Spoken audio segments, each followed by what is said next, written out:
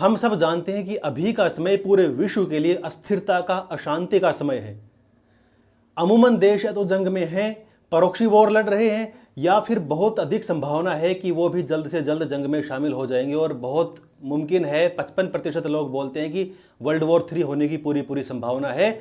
और अगर world war 3 हुआ तो वो न्यूक्लियर हमले लेकर आएगा और पूरी दुनिया में तबाही लेकर आएगा। तो इन्हीं सब के बीच में मैं एक भारतीय सेना के सबसे जाबाज कमांडर सगत सिंह जी के बारे में आपको बताना चाहता हूं। भारतीय सेना का ऐसा जाबाज कमांडर जिसने 3 देशों को जंग में हराया, और उसके नाम के पोस्टर दुश्मन देश में लगे हुए थे, वहां के कैफे इवन रेस्टोरेंट्स तक में लगे हुए थे कि जिंदा या मुर्दा। $10 लाख का इनाम जिनके ऊपर था उस समय। हम आज उन्हीं सगत सिंह जी की बात करेंगे। सगत सिंह जी जो मूलतः राजस्थान के रहने वाले थे, उन्होंने 1961 में पुर्तगालियों को, 1967 में चाइनीज को और 1971 में पाकिस्तानियों को हराया था। हम बात करते हैं 1961 की। 1961 में जैसा कि आप जानते हो, हमारा देश 1947 में आज़ाद हो गया था, लेकिन देश का एक छोटा सा हिस्सा जिसे आज गोवा के नाम से जानते हैं, वो पुर्तगालियों के कब्जे में था। और भारत सरकार ने कई बार ऐसी कोशिश करी कि पुर्तगाल को समझाएं और कहें कि भाई आप ये हिस्सा छोड़कर चले जाओ, आप हमारे देश में क्यों बैठे हुए हो, लेकिन पुर्तगाल जाने का नाम ही नहीं ले रहा था। तो जब सिचुएशन बहुत ज़्यादा बढ़ गई तो 1961 में भारतीय सेना ने सोचा कि क्यों ना एक मिलिट्री ऑपरेशन किया जाए और इस हिस्से को अपने देश में मिलाया जाए। तो पुर्तगाल ने भी चुनौती दी कि अगर ऐसा होगा तो हम हमारी नेवी भेज देंगे। उनकी आर्मी कुछ गोवा में ऑलरेडी थी, लेकिन हम बोल रहे थे कि हम हमारी नेवी भेज देंगे। उनकी नेवी नो डाउट स्ट्रॉन्ग थी उस समय 1961 में, और हम इसको रिटेलिएट करेंगे। तो इसको हमले को लीड करने की या इस स्पेशल ऑपरेशन को लीड करने की जिम्मेदारी सगत सिंह जी को मिली। सगत सिंह जी अपनी सेना लेकर पहुंचे और शाम का समय हो गया था, तो उनको ये कहा गया था कि भाई तुम सुबह के समय आक्रमण करना, सारी चीज़ें देखना, सुबह हो जाएगी तब। लेकिन सगत सिंह जी शाम के समय पहुंच गए। तब उन्होंने बोला कि यार शाम हो गई, अब सुबह तक का इंतजार कौन करे, बाफड़ा राजस्थान का आदमी, इतना सबर थोड़ी है। और जंग के लिए तो वैसे ही भुजाएं फड़ रही होती हैं राजस्थानियों की। तो उन्होंने रात को ही हमला कर दिया, और आप यकीन मानो कि पुर्तगाल की नौसेना तो पहुंच भी नहीं पाई, और उन्होंने दौड़ा दिया यहाँ से पुर्तगालियों को। 36 घंटे में गोवा आज़ाद था और भारत में मिल गया था, सब कुछ हो गया। उसके बाद पुर्तगाल अपनी नेवी लेकर आया, तो फिर ब्रिटेन बीच में आया। ब्रिटेन बोल रहा है यार बापड़ो, हमने इतना बड़ा देश छोड़ दिया, इतना हिंदुस्तान छोड़कर आ गए, तुम छोटा सा गोवा नहीं छोड़ सकते। और वही फिर हमें बोले कि यार तुम इस छोटे से गोवा के लिए लड़ पड़े, हमसे बात करते, डिप्लोमेसी से संबंध निकालते। हालांकि हुआ कुछ ऐसा कि वो युद्ध तो हम जीत गए, लेकिन पूरे यूरोप के साथ हमारे रिश्ते खराब हो गए थे उस समय। और चाइना ने जो आक्रमण किया था 1962 में, वो इसी चीज़ की फिराक में था। जब हमारे पूरे यूरोप से रिश्ते खराब हुए, ब्रिटेन ने हमसे रिश्ते तोड़ दिए थे उस समय, तब उसने भारत को अलग थलग देख के 1962 में आक्रमण किया। ये घटनाएं ऐसे ही नहीं हो जाती, इनके पीछे एक बहुत बड़ी डिप्लोमेटिक कूटनीतिक चालें होती हैं दोस्तों। इनको तुम्हें समझने की जरूरत है। अगर यूक्रेन ने रूस के ऊपर बॉम्बर्स को अगर डिस्ट्रॉय किया है, तो उसके पीछे 18-19 महीनों की एक ऑपरेशन की प्लानिंग थी। तो इस प्रकार से 1962 में हमारे ऊपर आक्रमण हुआ। 1962 में हम चीन से हार गए, और उसके बाद हमारी सेना का मनोबल पूरी तरह से डाउन हो गया कि यार चीनियों ने, छोटे छोटे चिंगों ने हमें हरा दिया। उसके बाद ऐसा होने लग गया कि वो अरुणाचल सिक्किम साइड तो कि चीनी आते, और हमारी पहले फेंसिंग वेंसिंग नहीं होती थी, हमारी पोस्ट में आते, और मतलब वहाँ बंदूक की गोलियां तो नहीं चलती थी, लेकिन लाठी वगैरह लेकर आते, धक्के उक्के मारते, गाली गलौज करते, इस प्रकार की चीज़ें करते। तो चीज़ें हटते हटते बढ़ते बढ़ते 1967 तक जा पहुंची। और अरुणाचल में एक जगह है जिसे नाथुला बोलते हैं, नाथुला नाम की जगह है। तो वहाँ पर भी ऐसा ही हो रहा था कि जब ये सब चीज़ें देखी, तो उस जगह पर सगत सिंह जी की पोस्टिंग कर दी कि एज ए कमांडर तुम जाओ और इन सब चीज़ों को कंट्रोल में करो। तो 1967 की बात है। चाइनीज़ तो फिर वही ओवर कॉन्फिडेंस में कि हम तो इनको हरा चुके हैं, तो वो हमारी पोस्ट में, मतलब हमारी ज़मीन में आते, हमारे साथ बदतमीजी करते, धक्का मुक्की करते, फिर चले जाते। और एक उनका चाइनीज कमांडर तो इतना सनकी आ गया कि वो हिंदी में गालियाँ निकालता, मतलब लाउड स्पीकर लगा के हिंदी में गालियाँ देता। अब सगत सिंह ने सोचा यार ये तो नहीं चल सकता भाई, ऐसे कैसे हो सकता है, ये हमारी जगह में कैसे आ सकते हैं। तो उन्होंने कहा कि नाथुला के पास हम फेंसिंग करेंगे। अब चाइनीज बोले कि हम फेंसिंग नहीं करने देंगे। बोला तुम कौन होते हो फेंसिंग नहीं करने देने वाले, तुम्हारी क्या औकात है, हम हमारी ज़मीन में कर रहे हैं, कुछ भी करें। तो सिचुएशन बिगड़ गई। सगत सिंह जी बोले कि अरे यार इनकी पोस्ट पे आक्रमण करो। तो सगत सिंह जी ने आक्रमण आदेश दिया, बोला कि ऐसा तो नहीं हो सकता, ऊपर से ऑर्डर आना चाहिए। बोला अरे मैं ऑर्डर दे रहा हूँ ना, मैं कमांडर हूँ। तो इंडिया ने सीधा उनके ऊपर आक्रमण किया और उनकी पोस्ट ही उड़ा दी। तो उस हमले में 25 के आसपास अपने इंडियन सैनिक मरे थे और 300 चीनी सैनिकों को मार दिया था।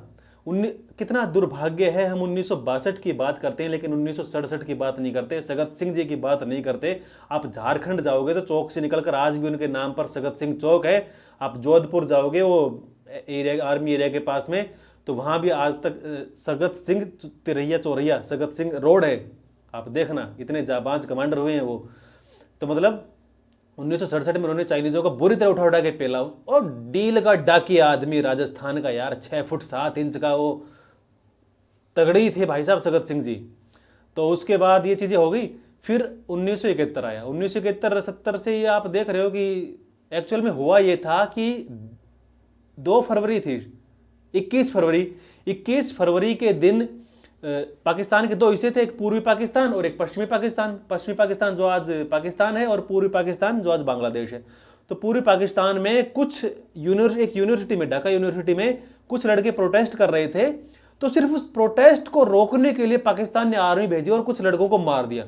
तो उसने इतना उग्र रूप धारण कर लिया कि वो फिर आगे चलकर हिंसक हो गया, ये सारी चीज़ें हुई।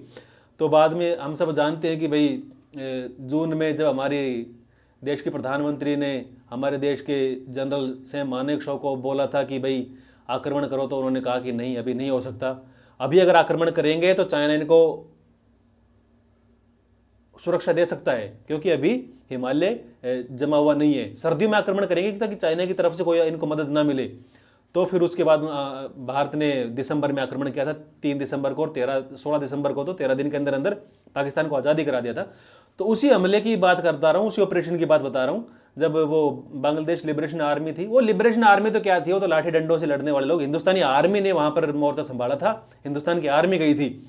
और जब वो वहाँ थोड़ा सा निकल के जब मेघना रिवर आती है पूरे पाकिस्तान में, तब उस समय जो इनके सीनियर थे, सगत सिंह जी के सीनियर थे, उनका नाम था जगजीत सिंह अरोड़ा।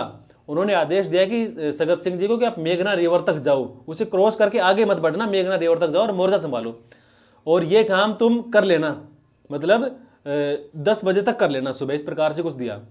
तो जग्गी जी ने आदेश दिया, सगत सिंह जी वहाँ पर गए।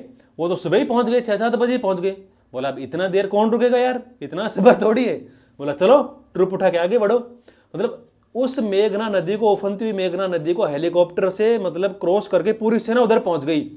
और यकीन मानो उन लोगों ने ढाका को कैप्चर कर लिया। पाकिस्तानी आर्मी को दौड़ा दौड़ा के मारा ना उन लोगों ने। वो डील का डाकिया आदमी और भारतीय सेना का वो जांबाज कमांडर, उसके सामने टिक नहीं पाई पाकिस्तान की आर्मी। फिर जग्गी जी को जब ये बात पता लगी, बोला तुमको तो ऑर्डर ही नहीं दिए, तुम वापस आओ। बोला मैं वापस नहीं आऊंगा, एक बार मैं चला गया था। बोला मैं तुम्हारा कोर्ट मार्शल कर दूंगा। जगजीत सिंह अरोड़ा ने उनको बोला, सगत सिंह जी को, बोला चाहे कोर्ट मार्शल कर दो, मैं सिर्फ 2 ही सूरत में वापस आऊंगा, या तो मैं मर जाऊं, मेरी लाश को वापस लेके आ जाना, या फिर भारत के प्रधानमंत्री ये आदेश दे दें कि तुम वापस आओ तो मैं वापस आऊंगा। बोले ये तो अजीब ही हो गया। तो अरोड़ा जी ने ये संदेश दिल्ली भिजवाया। अरोड़ा जी उस समय प्रधानमंत्री जी के पास भिजवाया। तो प्रधानमंत्री जी संसद भवन में थी और कोई जरूरी मीटिंग कर रही थी। आप जानते हो प्रधानमंत्री मीटिंग करते तो राउंड टेबल होती है, IAS वाईएएस बैठे रहते हैं। उस समय हमारे देश के रक्षा मंत्री थे ये अपने क्या नाम था इनका, बाबू जगजीवन राम, बाबू जगजीवन राम सब उनको बोलते थे। वो हमारे देश के रक्षा मंत्री थे 1971 में। तो जब वहां पर वो पर्ची पहुंची, भाई इन्होंने तो गड़बड़ कर दी है, इनको वापस बुलाओ, ये तो फुल फ्लेज्ड वॉर के मोड में इस प्रकार से हैं, दूसरे देश पर कब्जा कर रहे हैं यार, एक प्रकार से देखो इंटरनेशनल कम्युनिटी में प्रेशर आएगा। तो वो टुकड़ा IAS के पास पहुंचा, कागज का टुकड़ा। फिर वो बढ़ते बढ़ते रक्षा मंत्री बाबू जगजीवन राम के पास पहुंचा। उन्होंने मैडम इंदिरा को दिया। उसमें 2 ही चीजें लिखी हुई थी, ढाका कॉन्कर्ड। और भाई इंदिरा गांधी के बारे में फेमस है कि वो बहुत ढीठ महिला थी भाई, वो बहुत ढीठ थी, वो हंसती वंसती नहीं थी बिल्कुल भी, बहुत स्ट्रिक्ट रहती थी। और लेडीज जो होती है ना, महिला राजनेताओं को ढीठ इस प्रकार का होना ही पड़ता है। वो देख लो ना, जयललिता अकेली बैठती थी, बाकी तुम कितने बड़े मंत्री हो सब खड़े ही रहोगे। मायावती जी देख लो, मतलब अगर नहीं करे ना तो पुरुष इनको काम नहीं करने देंगे इनको। लेकिन जीवन में पहली बार लोगों ने देखा, जब इंदिरा गांधी जी ने उस टुकड़े को देखा तो वो नाचती हुई सी आई, वो भागती हुई सी बाहर आई। उसकी फोटो भी है, वो पल्लू साड़ी का लहरा रहा है, इंदिरा जी पूरे संसद में भागती हुई आ रही हैं कि क्या कमाल कर दिया यार, ढाका को कैप्चर कर लिया, ढाका को कॉन्कर कर लिया है मतलब। और उन्हीं सगत सिंह जी की बहादुरी थी कि वहां पूरी पाकिस्तान में 93,000 पाकिस्तानी सेना ने आत्मसमर्पण किया, वो घुटनों पर ले आए। इतिहास में आज तक ऐसा एक बार ही हुआ है कि 93,000 पूरी आर्मी ने, पूरी सेना ने आत्मसमर्पण कर दिया, वो घुटनों पर आ गई। वो हमारे सगत सिंह जी थे जिन्होंने ये करवाया। और आप देख रहे हो कि जब आत्मसमर्पण वाले उस पर जब साइन हो रहे हैं तो जगजीत सिंह अरोड़ा जी साइन करवा रहे हैं, उनके पीछे जो 6 फुट 7 इंच का जो डील का डाकी, मैं बार बार ऐसा बोल रहा हूँ, हम सॉरी अगर आपको बुरा लगे, तो वो कमांडर हमारे देश के राजस्थान की भूमि के सगत सिंह जी खड़े हैं पीछे। तो मैं आपको बोल रहा हूँ कि इन सब चीज़ों की आजकल बहुत कम लोग बात करते, कम लोगों को पता है कि जगजीत सिंह अरोड़ा जी भी कोई थे, सगत सिंह जी भी कोई थे। सैम मानेकशॉ एक फिल्म आई थी उनके ऊपर, हम सबको पता होना चाहिए फील्ड मार्शल सैम मानेकशॉ कौन थे। करियप्पा साहब हमारे देश के प्रथम मतलब चीफ ऑफ डिफेंस, क्या बोलते हैं, आर्मी चीफ जो थे, इनके बारे में हमें पता होना चाहिए। जब फर्स्ट आर्मी चीफ को चुनने की बात आई थी तब कोई डूंगरपुर साइड के कोई राजेंद्र सिंह जी थे, राजेंद्र सिंह थे, उनका नाम आया था, तो उनके लिए सजेस्ट किया जा रहा था कि आप बनो। तो उन्होंने कहा था नहीं, करियप्पा सर हमसे सीनियर हैं, करियप्पा सर बनेंगे। तो बोला कि नहीं, करियप्पा को नहीं, किसी और अंग्रेज को बनाना चाह रहे थे। बोला नहीं, अंग्रेज को बनाएंगे, करियप्पा को अनुभव नहीं है। तो उन्होंने बोला आपको प्रधानमंत्री बनने का अनुभव है क्या?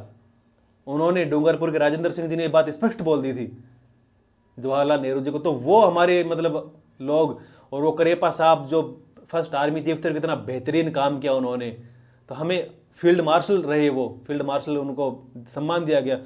तो जाबाज भारतीय सेना के इन सपूतों को मेरी तरफ से सलाम है। और अभी अभी ऑपरेशन सिंदूर उन लोगों ने लॉन्च किया और क्या बेहतरीन काम किया भारतीय सेना ने, मतलब इनको सलाम है। अगर आपको हमारा ये विश्लेषण अच्छा लगा हो भारतीय सेना के प्रति, तो हमारी एक सहायता करना, चैनल को सब्सक्राइब करना, ये हमारे लिए सबसे बड़ी सहायता होगी।